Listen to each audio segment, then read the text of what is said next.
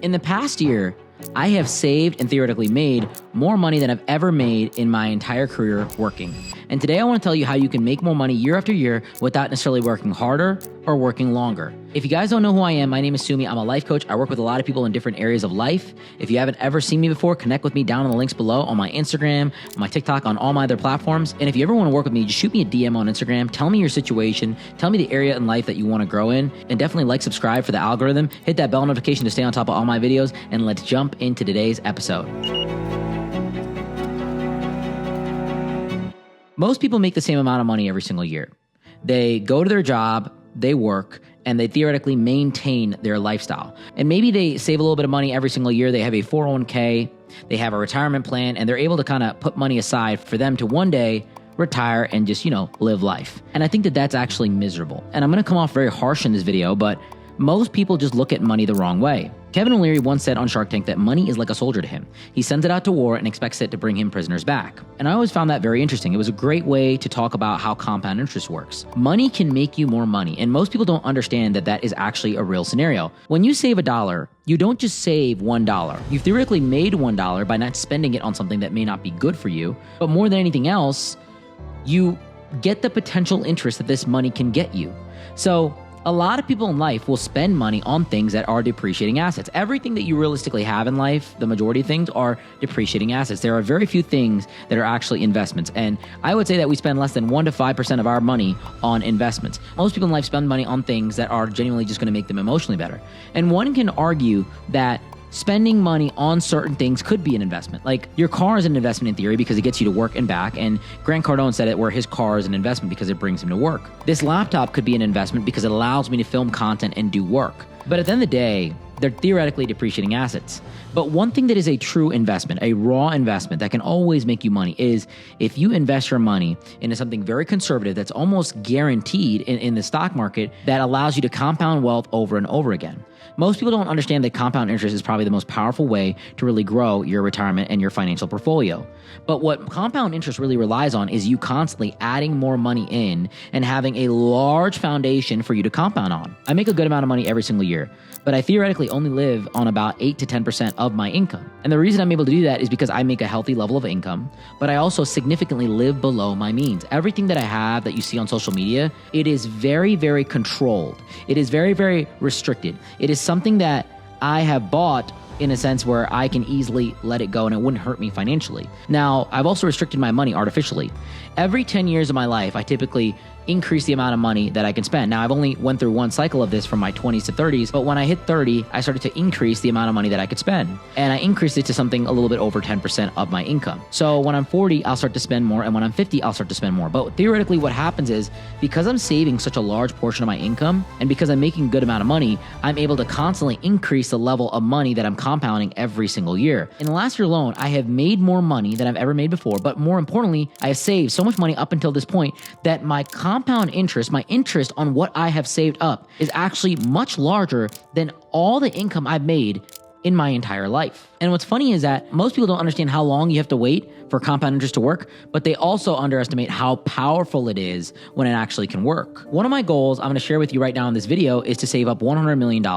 You might say, Sumi, that's very ambitious. You're never going to get there. I'm actually well on my way right now. So when I get to $100 million, if I just have a 4%, 5% investment that can guarantee me that with a bank, with some larger financial institution, that there's investments like that exist where you can guarantee that low interest rate, I can make $4 to $5 million a year guaranteed. And that is very powerful. If you have a large pool of money, if you have a large amount of money, you can invest it very conservatively and make a lot of money with that. Now, a portion of my investments are aggressively invested, but the large majority of it is very, very conservative. And most people underestimate how much saving can really do for you. One of the managing partners of an insurance company I used to work for, his name was Tommy Vina. He told me that if you save $3 to $4 million a year, and you have a 4% rate of interest, that's around $120,000 to $160,000 every single year, which is a very healthy amount of money for you to take care of your bills. Somebody that has $150,000 every single year on their bills is going to live a generalistically good quality of life. That's a lot of money here in Cleveland, Ohio. Now in Miami, it's not so crazy, but you can still live a normal life and you can still pay your bills and you can still eat every day and so on and so forth. So I think that's an excellent target. And most people will say, how can I make $3 to $4 million? Well, you don't necessarily have to make $3 to $4 million. You can start saving maybe 80K, 50K, 100K, whatever it might be, every single year until you get to a point after 20 to 30 years that you have that money saved up, and that is your retirement plan, where you have that 4% interest that's really going to take care of you. And that may be very hard for some people, but I would also encourage you to understand this. You need to live below your means. You need to stop spending your money so aggressively. You need to understand that every single dollar that you spend is not only dollar that is going to waste, but it's the potential interest that you potentially lose on that you're just throwing away. When you spend $100,000 on anything, let's say it's a car, let's say it's on a house, you're losing the future of that investment. A lot of people talk about a house as an investment. A lot of people talk about many things as an investment. But the best investment that I have seen over and over again that really has created a large amount of wealth is finance and is stocks and is conservative investments that are leveraged over time. And I know that's going to upset a lot of investors out there, a lot of real estate guys. A lot of these guys that do real estate, a lot of these guys that do different types of investments, that's active income. That's actively managed portfolios. Maybe you're paying someone to manage it for you, or maybe you are managing things. When you do real estate, it's never just buy a property and just sit and just wait. It's never like that unless you're really into land, and even that land can go backwards. It really comes down to you managing it, structuring it, remodeling it, so on and so forth. Real estate is not an industry where you can just sit back and relax. But there are some people that have it very well managed. They have a system in place, and that's wonderful. But I'm talking about something that you can just put your money into and just completely walk away. I'm not necessarily going to recommend exactly what it is because I don't want to get flagged for not being a financial advisor, but I personally put my money in VU. I put my money in CDs. I put my money into something that's very conservative, and I manage my portfolio myself to where I know that it's going to do and perform at about 8 to 10% every single year. Now that is very good. And comparatively to a lot of hedge funds and investment firms, that is, pretty much the market average. I don't try to be too aggressive. I really try to be aggressive in my savings. If I can just save more money, I theoretically make more money by investing it and allowing it to compound. So my golden rule in life is to live below your means. Now, I want to break that down a little bit. This means driving a very regular car. I still drive my 2008 Acura all the time. Now, yes, I do drive my G-Wagon sometimes. I do drive my Lexus sometimes. I drive other cars at different times, but for the most part, I love driving my Acura. I love putting miles on my Acura because it's a beater. It's a very good car, and it's more than anything going to not cost me a lot of money.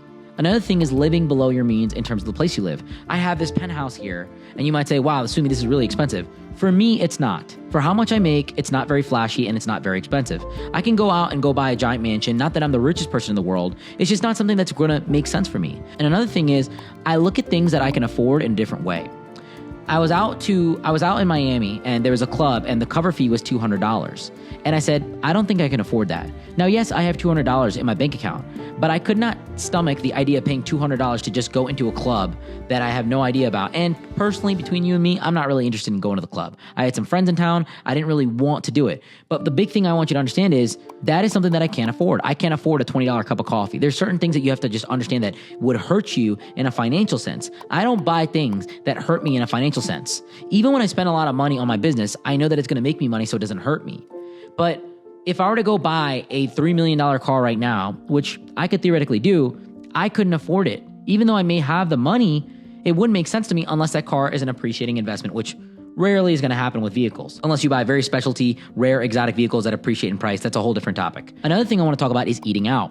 Almost always a scam. Eating out at nice restaurants is almost always never, ever, ever, ever good. Like, it literally is the biggest money pit in the world. We think that eating out and going out to eat is very good. First off, the food is not healthy, okay? It's buttered up. Any restaurant that's going to have really good food, it's not going to be healthy.